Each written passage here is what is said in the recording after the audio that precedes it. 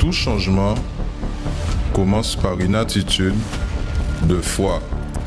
Assistez à l'émission Foi en Action. Bonjour à tous et à toutes, soyez la bienvenue ici sur cette émission Foi en Action.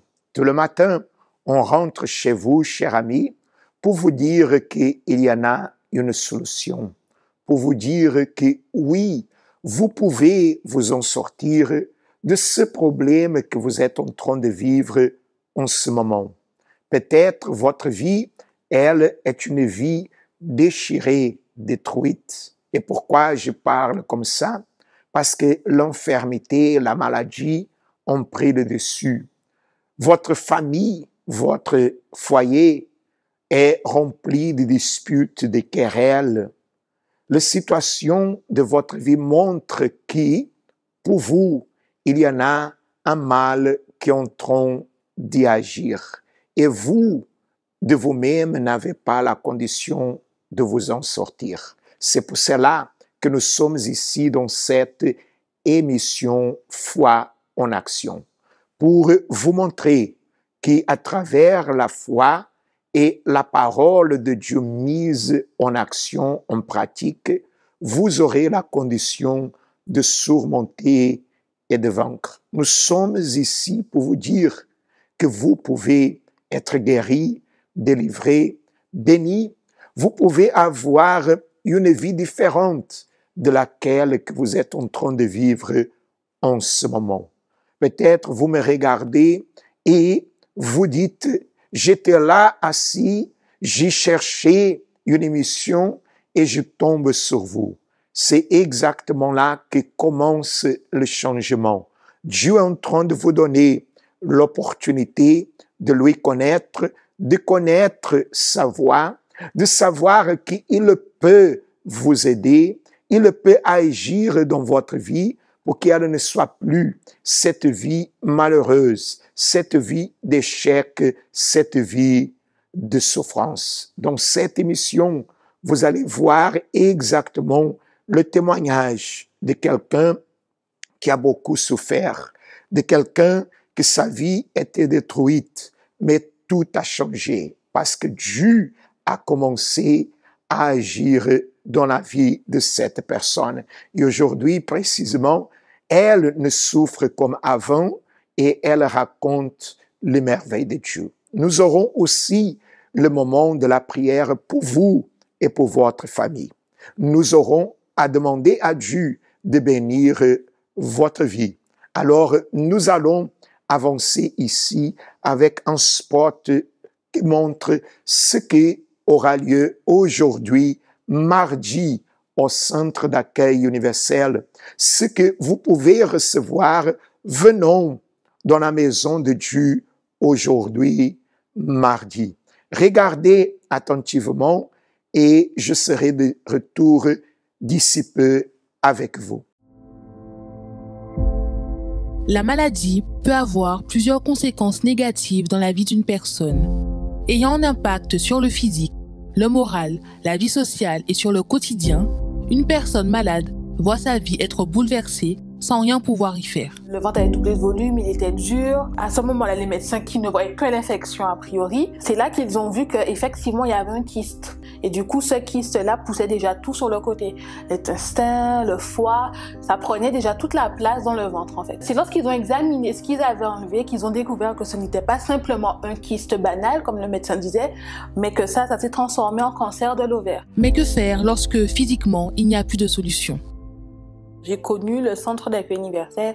J'ai appris qu'il y a un Dieu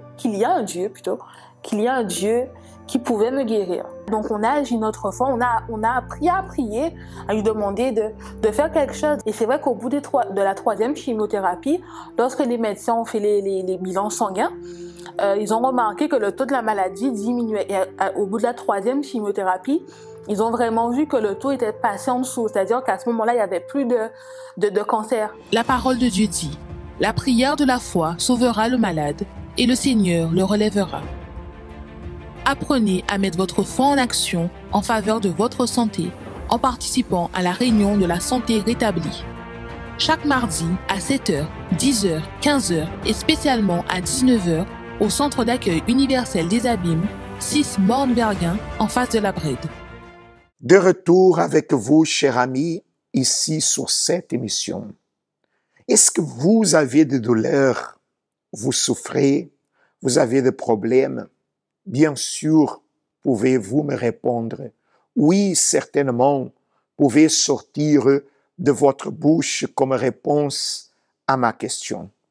Mais si tout cela, il est vrai dans votre vie, aussi, il y a pour vous la guérison, il y a pour vous une santé rétablie et restaurée. Et aujourd'hui, c'est exactement ce que nous déterminons au Centre d'accueil universel. Dès le matin jusqu'au soir, ces portes sont ouvertes pour accueillir les personnes qui ont des problèmes de santé, qui sont malades, qui sont infirmes, des personnes qui, elles portent des infirmités chroniques, incurables, des infirmités que la personne, elle est allée déjà dans plusieurs endroits et elle n'a pas trouvé la solution. Mais croyez, il y en a une solution. Croyez que le pouvoir de Dieu agit pour guérir, pour vous donner la solution. J'ai ici la parole de Dieu ouverte dans le livre d'Ésaïe, au chapitre 53, le verset 4, lorsque il dit, « Cependant, ce sont nos souffrances qu'il a portées, c'est de nos douleurs qu'il s'est chargé. Cependant, ce sont nos souffrances qu'il a portées, c'est de nos douleurs qu'il s'est chargé. » Peut-être et certainement, vous avez déjà entendu que Jésus, il est allé sur la croix. Que Jésus, il a été pendu au bois. Il a été crucifié sur la croix, sur la montagne de Calvaire. Mais lorsqu'il était là, faisons de ce geste d'obéissance à Dieu le moyen de s'en charger des douleurs, des souffrances, des maladies, des problèmes que vous en avez aujourd'hui. Et la bonne nouvelle est, s'il l'est déjà porté, vous n'avez plus besoin de souffrir. Vous n'avez plus besoin de vivre cette souffrance qui est là dans votre vie. Alors aujourd'hui, venez dans le centre d'accueil universel le plus proche de chez vous, qu'il soit ici en Martinique, dans la Guadeloupe ou la Guyane française, vous êtes notre invité à participer. Oui, il s'est chargé, il portait déjà la maladie. Ne l'acceptez pas, ne vous ajustez pas au problème, ne soyez pas quelqu'un que vous dites, je souffre parce que tout le monde souffre. Jésus, il a souffert, Jésus, il a porté la maladie pour que vous soyez guéris, pour que vous soyez bien, pour que vous ayez la santé. Alors aujourd'hui, participez dans le centre d'accueil le plus proche de chez vous. Ici en Martinique, 42 rue Garnier-Pagès, au centre-ville de Fort-de-France. Et si vous êtes en Fort-de-France, ou dans ses alentours, ici en Martinique, dans toute la Martinique, vous êtes notre invité à participer. Si vous êtes en Guadeloupe aussi, dans notre siège aux Abîmes, 6 Bornbergen, en face de la Brède, sous la route des Abîmes, vous êtes notre invité. Aussi, dans les autres branches comme Pointe-à-Pitre, Baïf, Saint-François et également en Guyane française. Chers amis, ne acceptez pas la maladie.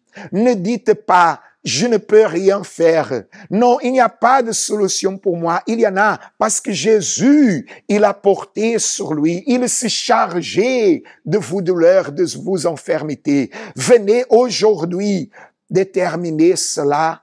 Venez aujourd'hui recevoir la prière de la foi qui relève le malade, qui apporte la guérison, qui fait le miracle. Venez le chercher parce que Dieu, il veut le donner. Nous allons maintenant regarder le cas réel, le témoignage. Nous allons maintenant regarder cette personne qui a à nous raconter son histoire de vie.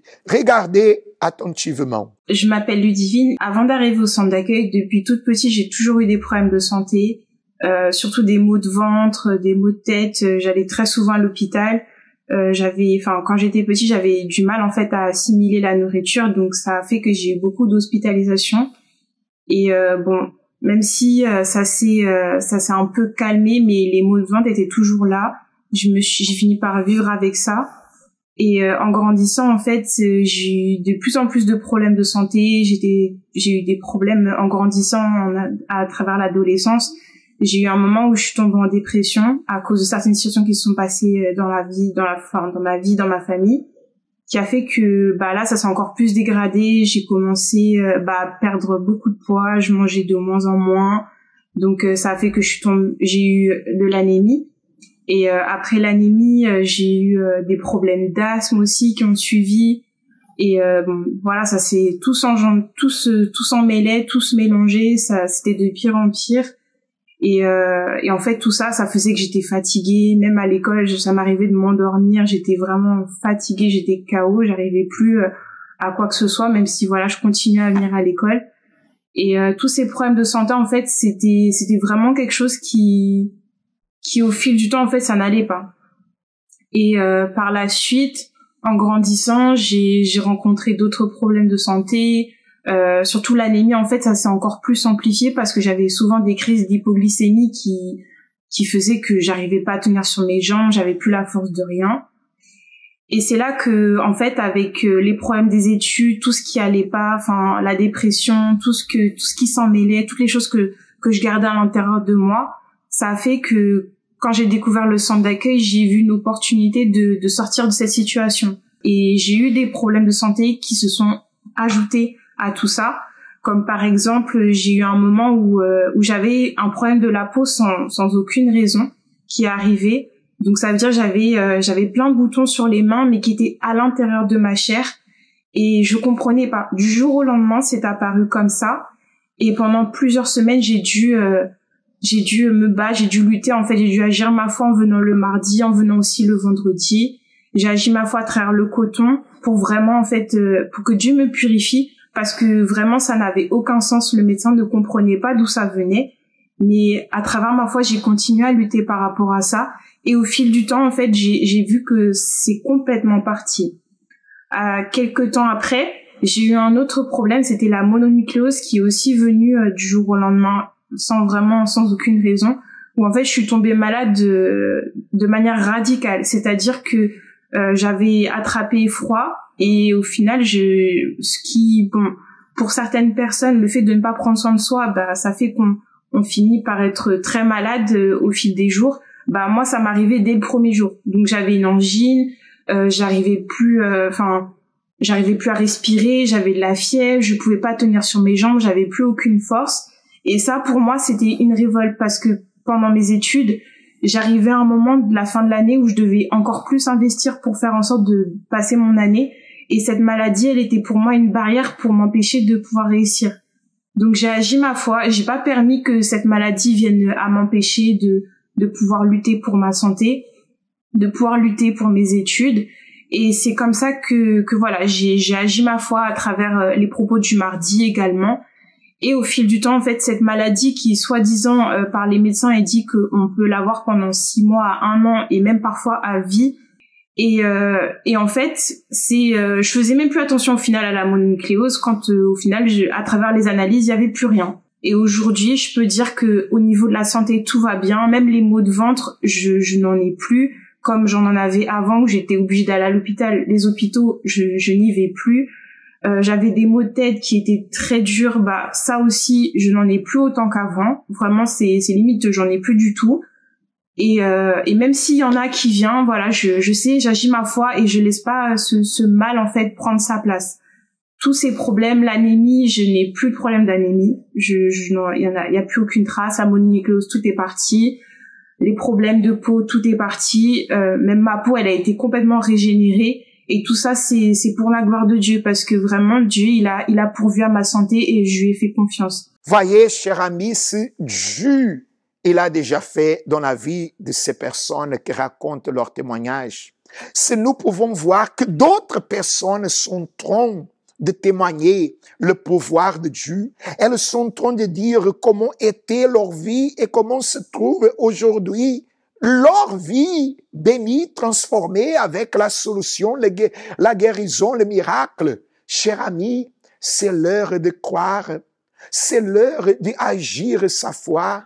C'est l'heure de dire, ce Dieu, il est grand, puissant. Il va aussi le faire pour moi parce qu'il ne fait pas d'acception de personne. En lui, il n'y a pas de favoritisme. Dieu, il a fait dans la vie de ces personnes. Il va le faire dans la vôtre. C'est pour cela que je suis ici, cher ami. Je suis ici pour vous dire que le pouvoir de Dieu peut toutes choses. Oui, rien n'est impossible à Dieu. Croyez en lui, ayez la foi, mais pas une foi théorique, pas une foi qui sort seulement de vos lèvres, de votre bouche, mais une foi agissante. C'est pour cela que je vous invite à venir au centre d'accueil universel. Ne restez pas là en attendant que quelque chose de bon, de positif puisse arriver, mais agissez votre foi pour voir ce que vous dites. Je n'imaginais jamais que je pouvais avoir ma vie changée, transformée, mais maintenant, je vois que Dieu, il a été bon envers moi. C'est ça que vous allez dire. C'est ça qui va arriver dans votre vie. C'est ça que Dieu va faire pour que vous témoigniez de lui. Alors, venez aujourd'hui. Mais aussi, faites attention, ce dimanche, notre croisade de foi, les jours des familles au centre d'accueil, les jours où nous cherchons la volonté de Dieu, oui, la volonté de Dieu pour notre vie. Vous ne savez pas quelle est la volonté de Dieu. Il va vous la révéler. Il va vous dire. Il va la montrer clairement dans votre vie. Parce que Dieu, il n'est pas un Dieu de confusion. Il montre ce qu'il veut pour ses enfants, pour son peuple. Et ce dimanche, toutes les familles, nous y serons réunis pour le dimanche de la volonté de Dieu. Avec la Sainte Seine, nous allons participer à la Sainte Seine ce dimanche, dans les horaires de 7h du matin et 9h30, ici au Martinique, Fort-de-France, 42 rue Garnier-Pagès, ici au centre-ville, bien proche au supermarché Leader Price. Et vous êtes notre invité à participer dans la rencontre de famille, dans les jours pour la volonté de Dieu. Nous allons regarder le spot prière et ensuite clamer à Dieu pour vous et pour votre famille. Regardez-le attentivement. Fiona frappe à nos portes, la tempête arrive à destination, les Antilles et la Guadeloupe. Nous sommes en vigilance rouge depuis le début de la soirée. Le samedi 16 septembre 2022, au lendemain du passage de la tempête Fiona, la Guadeloupe se réveillait meurtrie. Durant toute la nuit, averses, crues et vents violents se sont déchaînés sur l'île.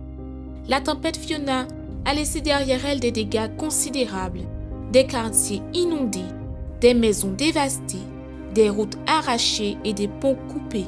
Le sud Basse-Terre, plus particulièrement, se trouvait fortement impacté.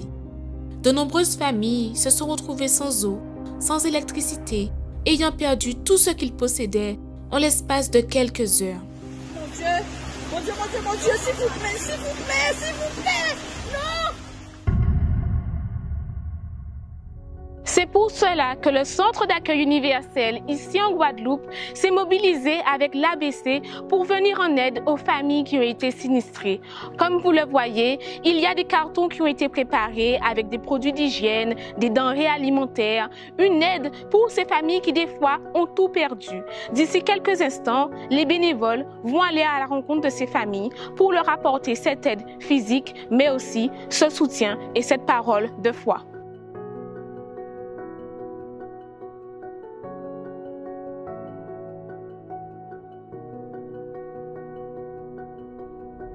Pasteur, bonjour. Bonjour. Alors, dites-nous, pasteur, est-ce que vous pouvez nous expliquer ce que nous allons faire aujourd'hui? Qu'est-ce que nous allons apporter aux familles? Alors, aujourd'hui, nous sommes venus ici, le Centre d'accueil universel, avec les bénévoles ici, plus précisément à Baïf, pour une action sociale vis-à-vis des sinistrés qu'il a eu de la tempête Fiona. Et avec l'aide, nous sommes ici surtout grâce à l'aide des fidèles, des membres du Centre d'accueil universel qui ont permis qu'on puisse préparer ces colis alimentaires. Il y a aussi de l'eau, il y a des vêtements, des kits d'hygiène, beaucoup de choses que nous croyons qui aussi ensemble, avec une parole de motivation, va aider ces personnes à se relever. C'est une des actions sociales que le centre d'accueil réalise. D'ailleurs, chaque mardi, on fait la maraude dans la zone pointoise et nous aidons les SDF. Mais aujourd'hui, dû à la situation, nous sommes venus ici avec les pasteurs, les épouses, les ouvriers, les bénévoles du centre d'accueil universel. Et nous avons la certitude que certainement, ces personnes seront aidées et pourront plus facilement, on sait que c'est difficile, mais pourront plus facilement se relever. Comme le Seigneur Jésus a dit, donnez et il vous sera donné, et que ces personnes, elles puissent prendre la force pour recommencer et aller de l'avant. Bonsoir. Monsieur, c'est le centre d'accueil universel et l'église. Nous sommes en train de laisser des aliments non périssables, ça va? Et nous sommes en train de laisser aussi des paquets d'eau pour vous, d'accord? Il y a beaucoup de personnes que, malheureusement, elles n'ont pas perdu seulement les biens matériels. Elle a perdu motivation, elle a vu se partir devant ses yeux en peu de minutes, en quelques heures, pratiquement beaucoup d'années de construction de sa vie. Alors on sait que émotionnellement ce n'est pas facile. On a été déjà chez une famille du côté de Sainte-Marie de Capesterre. Aujourd'hui aussi, nous serons ici à Rivière-des-Pères et un autre groupe du côté de Capesterre, que la dame disait qu'elle n'avait jamais vécu cela. Dans toutes les années qu'elle habite là-bas, l'eau est montée plus d'1 mètre dedans sa propre maison, mais grâce à Dieu, grâce à cette aide que d'autres personnes aussi sont en train d'apporter, nous croyons que ces personnes, elles vont se relever.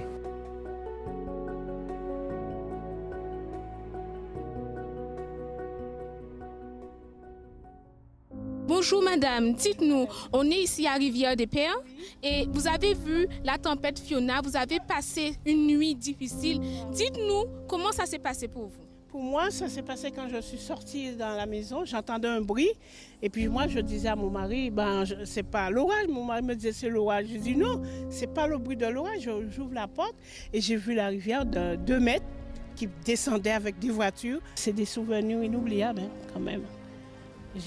Ça m'a vraiment choquée, ça m'a vraiment, surtout que le jeune qui était à côté et que je revois et qu'il ne peut pas se sauver et puis j'ai crié, j'ai appelé. Et l'aide qu'on vous a apportée, ça vous fait du bien? Ça fait du bien, ça me donne la joie, ça fait du bien. J'ai été, comment dirais-je, très soutenue par ma famille parce que psychologiquement, je vous dis que c'était plus moi.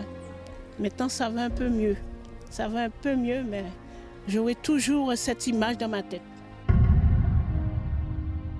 Ce samedi 1er octobre, plus de 150 cartons ont été distribués à des familles qui en avaient besoin. Des adultes, des enfants, des adolescents qui ont été heureux de recevoir une aide et une parole de motivation. Nous, Cadizot, merci pour Aide Azot et pas oublier, c'est un mec à laver l'autre.